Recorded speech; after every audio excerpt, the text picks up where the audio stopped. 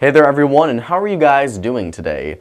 I am Joe Maureen, and in this video today of Mobile Cup of Joe, I'm going to be giving you my full review of the Nokia Lumia 2520. Now the Nokia Lumia 2520 is Nokia's first Windows tablet. This bad boy is running Windows RT, it is on AT&T, was sent to us by AT&T, and this is a 10.1-inch Windows RT tablet, very high-end specifications.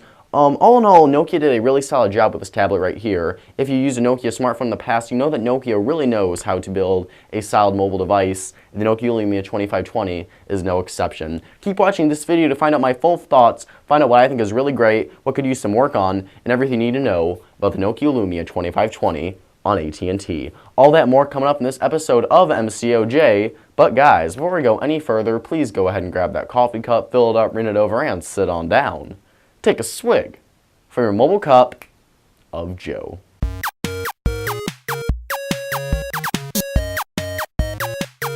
Alrighty, so here we go with my review for the Nokia Lumia 2520 tablet. Now this is Nokia's first Windows-based tablet, as I did say in the intro to this video. This is the variant for AT&T. There is a model for Verizon Wireless as well, but we do have the AT&T model here reviewing today. Now to kick off the review, we're going to talk about some design and build quality aspects of this device right here. Now as you can see, the Nokia Lumia 2520 is your standard black slate tablet design. Now this thing does come in this matte polycarbonate black finish, but there's also more of a glossy polycarbonate red finish. Now this strikes in very similar resemblance to that of the Nokia Lumia 1520, which was the most recent Windows smartphone phablet that I reviewed on here. Now granted, it is much bigger than the Lumia 1520, but it has a lot of the same design characteristics to it, meaning that the black model of the 2520 is matte and the red model for the 2520 is glossy, and the same story goes for the 1520.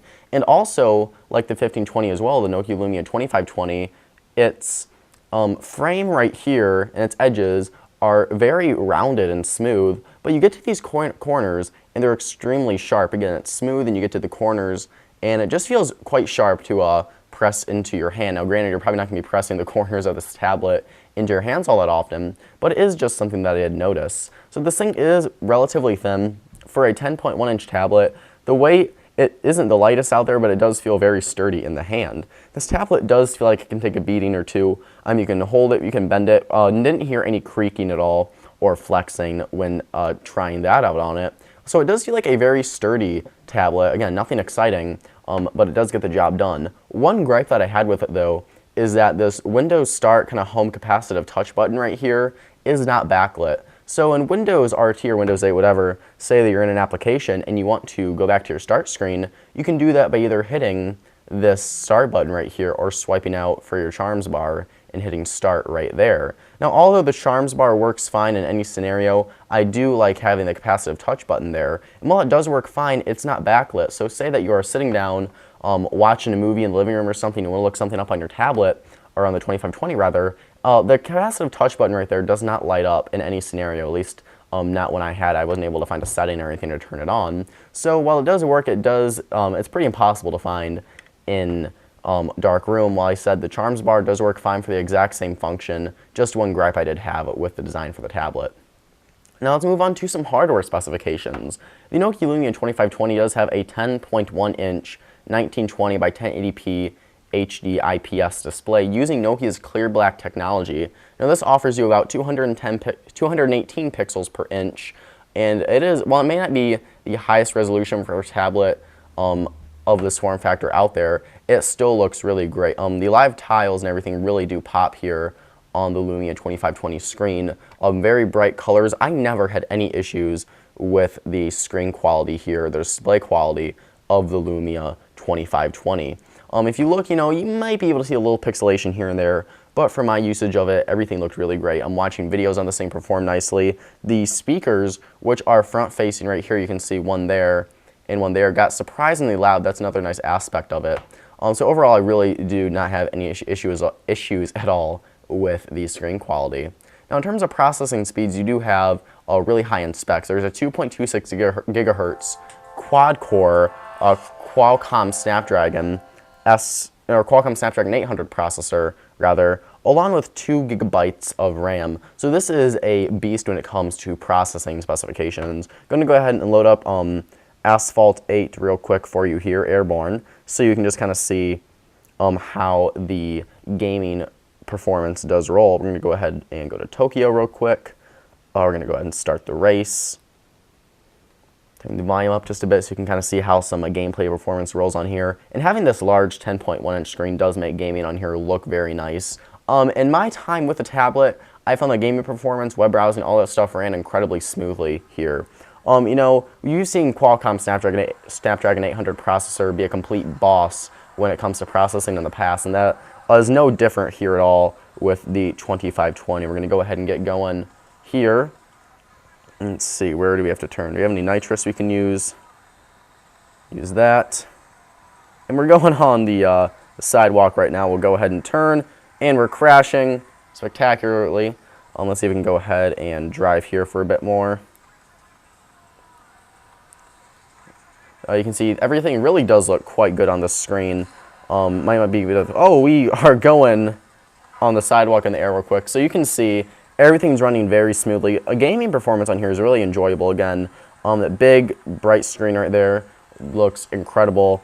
And the Snapdragon 800 CPU is just, again, a beast when it comes to gaming, intensive gaming, web browsing, anything you want to throw at it. The Nokia Lumia 2520 should be able to handle it. So we're going to go ahead, actually, and put it back in the background. So in terms of cameras for the Lumia 2520, I know cameras isn't something we really talk about all that much, I just want to bring it up. You do have a front-facing camera right here, which I believe is 2 megapixels, and then you also have a Carl Zeiss 6.7 megapixel rear-facing camera. And actually the rear-facing camera took some decent shots. It didn't take a whole lot with it, but in the time I spent with it, it is kind of nice. One interesting thing, though, that I did notice about it that I want to point out is that you actually have the Nokia camera app on here that we saw in the Lumia 1520. And this is the camera app which allows you to swipe out here and adjust things like your exposure, your white balance, your manual focus, as you can see right there. We can adjust our ISO. You have the full capabilities of a Nokia Windows Phone 8 smartphone right here on the tablet. Again, how useful this is going to be to adjust your white balance and your manual focus on a tablet camera, not sure how useful that's going to be for you, but I will say it was very surprising and kind of a nice little surprise to be able to see having that camera experience, the same great camera experience you found on the Nokia Lumia 1520 here on the 2520. And in regards to battery life, there is an embedded battery, non-removable, 8,000 milliamp hours, and in my time I found the battery performed very nicely. I got through multiple days, about 2 or 3 days of moderate usage with this tablet, gaming, web browsing, all that stuff. Really never had any issues with the battery life. Now we're going to go ahead and move on to some software of this tablet right here. This is running Windows RT. And for those of you that don't know what Windows RT is, it's essentially kind of a light version of Windows 8. It's completely identical to Windows 8. You still have your modern UI right here with your start screen. You can still access the desktop, as you can see right here, but this is essentially a light version of Windows 8 in the sense that you cannot install full desktop applications such as Adobe Photoshop or Sony Vegas, iTunes, things that you would install on a normal Windows computer on your desktop. Those heavy desktop applications you cannot access here on Windows RT, because Windows RT, where Windows 8 is essentially a full-fledged computer operating system, RT is more of a mobile tablet OS. And RT really still runs fine. What's nice about Windows RT is that you do have access to the Microsoft Office 2013 RT suite of applications, including 2013 Outlook, Word, Excel, PowerPoint, and OneNote. Now as for how it runs, again, essentially very identical to past Windows 8 and Windows RT devices I've reviewed here, Mobile Cup of Joe, in the past. I will say though, I really do like all the Bing applications that Microsoft includes on here. The Bing Weather app looks fantastic. The Food and Drink app is phenomenal. My mom loves using this all the time whenever I get a device running Windows 8 or Windows RT. She loves using this cooking app on here. There's a lot of value-added applications in here. And Windows RT, while it may not be the best, I do like the live tiles. I like swiping up to have all my applications. Everything I really do like about it. One thing that still needs a bit of work on, since it is a mobile tablet, is the Windows Store. While Microsoft is slowly getting there, there is still a lot of improvement to be made.